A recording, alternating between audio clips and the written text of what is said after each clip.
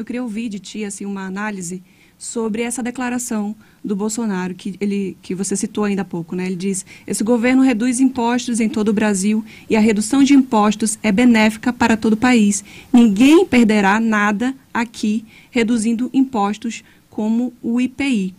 E aí ele continuou, né, falando em relação à Zona Franca, que a Zona Franca jamais será atingida por esse governo.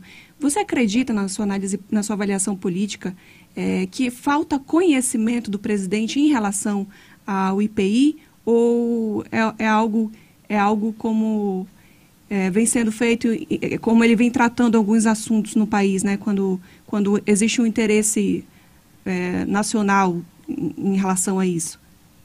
O presidente mesmo, por vários momentos, inclusive até agora, ele se declara alguém que não conhece de economia, que os detalhes disso quem trata é Paulo Guedes, ele declaradamente. Mas mesmo crendo que é possível e é normal que isso aconteça, né, uma liderança política, ainda que no executivo, ela não tem a obrigação, e o presidente não tem essa trajetória, de conhecer em detalhes todas essas questões que são extremamente complexas, né, da questão tributária do país e a complexidade do que é manter a renúncia fiscal e as garantias da Zona Franca de Manaus, né, como uma área diferenciada e as razões pelas quais.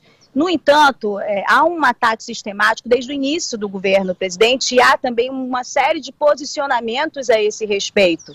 Então, já é tempo suficiente, ainda que ele não compreenda em detalhes a questão tributária,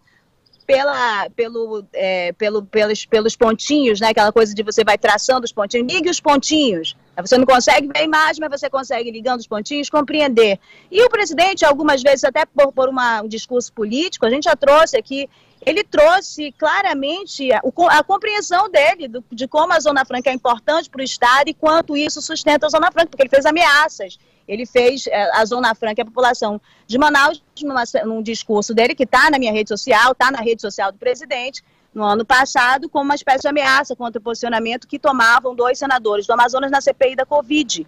Portanto, como a gente não disputa voto de ninguém, a gente não precisa fazer como, inclusive, pessoas da esquerda fazem, né, contemporizar com determinados posicionamentos, é claro que o presidente, não sendo uma sumidade, né, ele não é alguém especialista em economia, claramente ele compreende, sim, e claramente tanto compreende que ele utiliza o discurso da diminuição do imposto para tentar agradar um eleitorado, quando na prática nem o Brasil conseguiu ganhar com essa coisa de diminuição de impostos, porque os valores não chegaram, como já tinha advertido, né, uma organização que representa secretários de Estado, de Fazenda, desde o início, não ia chegar no consumidor. Então, isso é claramente um discurso eleitoral, como foi, Jenny, o posicionamento do presidente nessa marcha para Jesus, né? Não era um evento de presença de intenção religiosa. Tenho certeza que de intenção religiosa havia muitas pessoas que estavam lá presentes, porque eu circulei na arquibancada, embora sejam pessoas que confiam muito em seus pastores e aprovem muito o presidente Bolsonaro.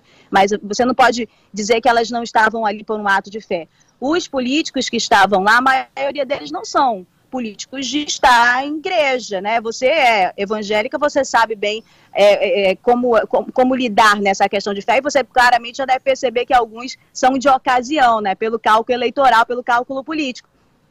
O Davi Almeida, por exemplo, prefeito, é alguém que é evangélico e a gente acompanha isso há muito tempo. Ele, inclusive, assumiu a sua identidade evangélica quando isso não era modinha, né? Já tem um tempo que ele tem esse traço aí.